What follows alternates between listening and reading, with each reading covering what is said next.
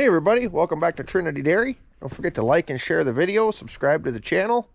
Check out the link in the description below for our merch store. I can show you our new hats we got here. We got an orange one, winter hats, black one, and then the red one. So got three different color winter hats there, and there's shirts and hoodies and all that stuff. So get over there, check that out, and pick up some of that.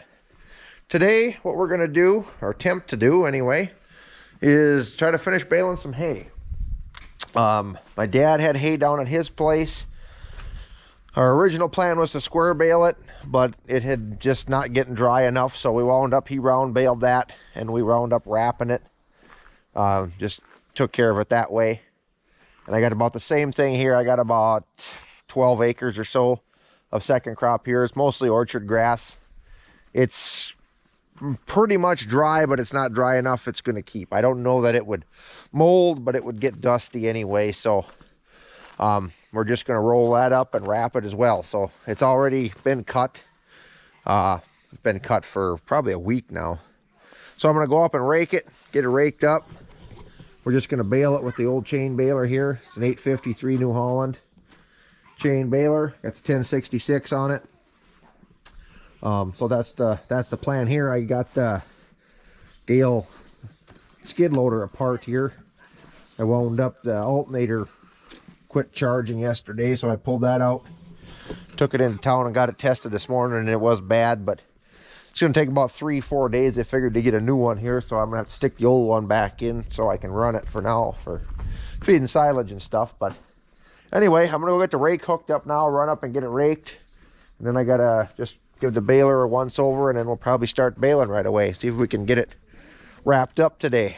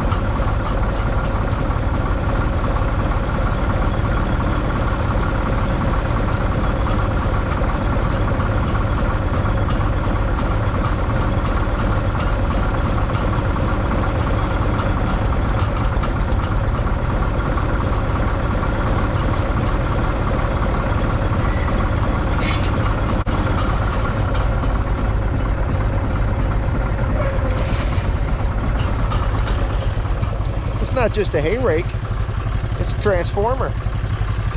All right, let's go raking.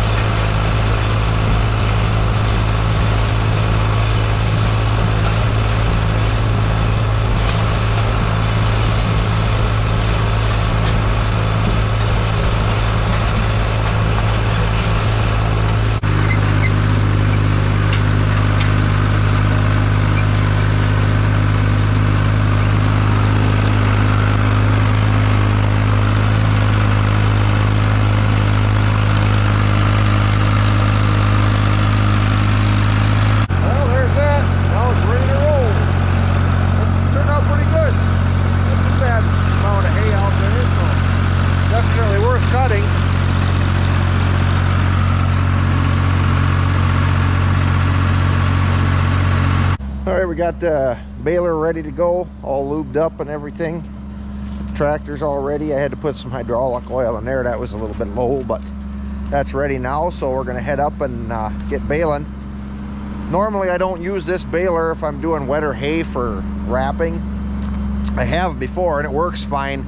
It's a little harder on that main chain versus that belt baler I got, but I think this will be all right. I don't think it's super wet.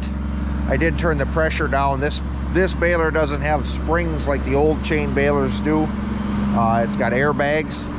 Normally with dry hay I run it at 50 pounds pressure. You can run it from 30 to 50. I've got it set at about 40 now, a little over. So I'm gonna leave it there and see what they look like. It's just harder on the chain than this one with wetter hay, but I don't think there's gonna be too many bales up there, and I had to pull this out of the shed anyway to get the wrapper out, so I figured, well, I'll just use this. We'll see what happens. If I have to, if it seems like they're too heavy, I can grab the other one, but I don't think that'll be necessary. So anyway, tractor's warmed up now. We're gonna head up and start baling.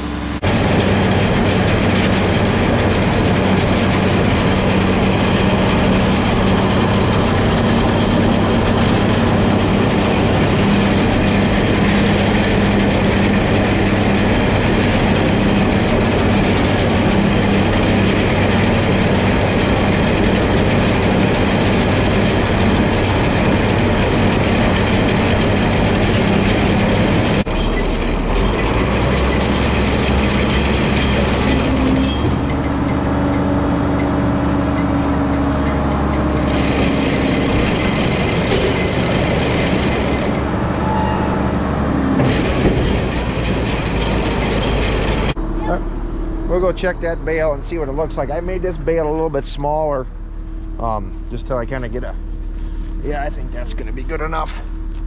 I get them too heavy and they're hard for me to move around, so. It didn't get tied. What do you mean it didn't get tied? They don't tie, they just wrap around and around. Oh, so it would get tight instead of tied? Yep. Yeah, they don't actually make a knot. Like square balers?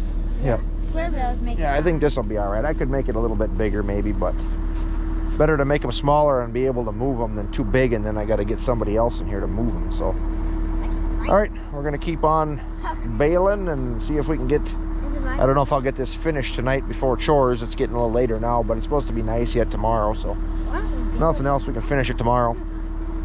All right, let's hit another one. Hey everybody, welcome back. November 9th today. Jen just said this morning, it popped up on her Facebook a year ago today, me and my brother Paul were finishing up that manure line down in that mud hole. If you're new to the channel and don't know what I'm talking about, you can look at some of our older videos about our underground manure line rebuild. But yeah, that was a year ago, but it's been working good so far, so should be good now after a year if it's working this long. So anyway, what I'm going to do today, I did not finish that hay yesterday. I started getting with that time change, it got dark on me, so got back for chores, but I'm going to finish that up today. I only got maybe 4 or 5 bales left to bale. Get the tractor fired up here. It was a little cold this morning. It was about 22 degrees, so I plugged in, got a heater on here. I got that plugged in this morning, so it should start good. So I'm going to go get that done. I've got some hay across the road too that I cut just for bedding. I don't know. I'm hoping it's dry. I guess we'll see. It's no big deal.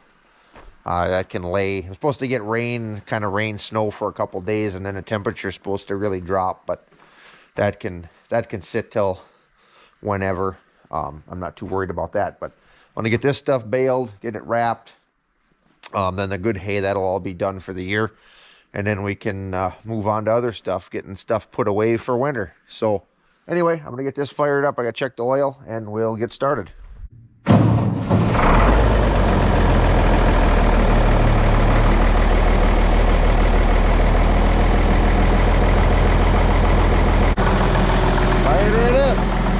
I think I'm going to take, I got this tractor that definitely needs to be plugged in, is this 830 here. Well, they're kind of hard starting anyway, but the preheater doesn't work on this one, so I'm going to plug this in because I'll probably wind up getting this moved today. I might take, I haven't done anything with those corn stalks yet, so if I get time later today, I might take the flail chopper up there and chop a little bit of them off for some bedding. Otherwise I'll just take the stock chopper and get them mowed down. I want to get them mowed before winter so the snow doesn't pack them down too far. But so I'm gonna get the cord and get this plugged in. It can sit here and percolate for a while.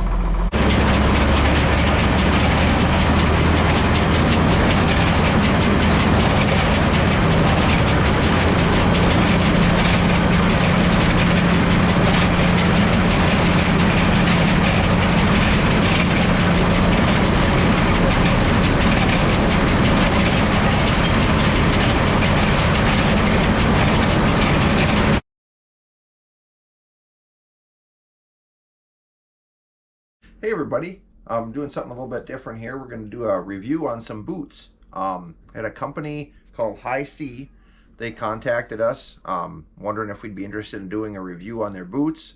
And normally I don't do stuff like this, but being dairy farmers or farmers in general, we're always looking for good boots, something that holds up, especially in a dairy barn. Go through a lot of boots. So they have a few different styles, but these are the ones here that I picked.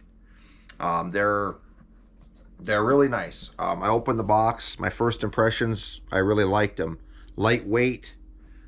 They got a really minimal tread. They do not build up and hold a lot of manure or mud, so which I really like that. I put them on. They go on easy. They do have a pull strap on the top, but I haven't really needed it. They're not real tight through here. Comfortable. I've been wearing them. I've had them about 2 weeks now. And I've pretty much been wearing them full time in the barn, doing stuff outside. I haven't had leg fatigue, anything like that. Like I said, it's been 2 weeks, so it's not an extremely long time to try them, but I haven't noticed any cracks or anything in the rubber.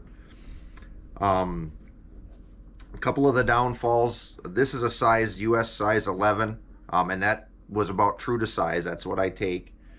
They only go to, I think 13 is their top size. So if you're bigger than a 13, it's not going to work out for you. But and then another thing, they are somewhat insulated, but I like doing stuff in the barn and whatever, they were perfectly fine. My feet didn't sweat in them.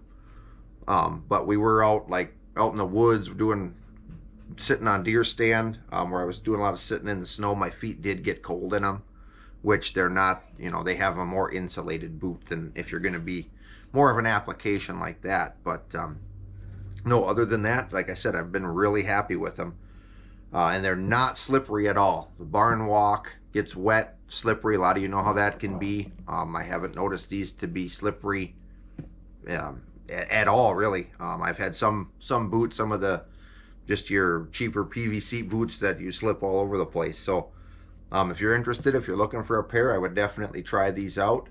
And they're, the price varies a little. I believe these were around $60, $65 for a pair. So you're kind of, you can get your cheapo ones for 20 bucks, or you can spend 150 bucks. But so far, like I said, I definitely think they're worth that. They do have a 1-year warranty on any damage at all. And then it is lifetime after the 1 year on any defect to the boot. Obviously not normal wear and tear or anything like that, but so that's also good there. So one thing I would like to do is kind of 6 months down the road, do another review on them, see how they've held up, maybe a year, just kind of follow along with that. These are available on Amazon, and the company is going to give us a discount code for any of you to use if you're interested on Amazon. The only thing is it's not good during Black Friday week, but any other time it'll work for that. So like I said, if you're interested, check them out on Amazon. It's Hisea, Hisea, and we'll keep track of how they're doing.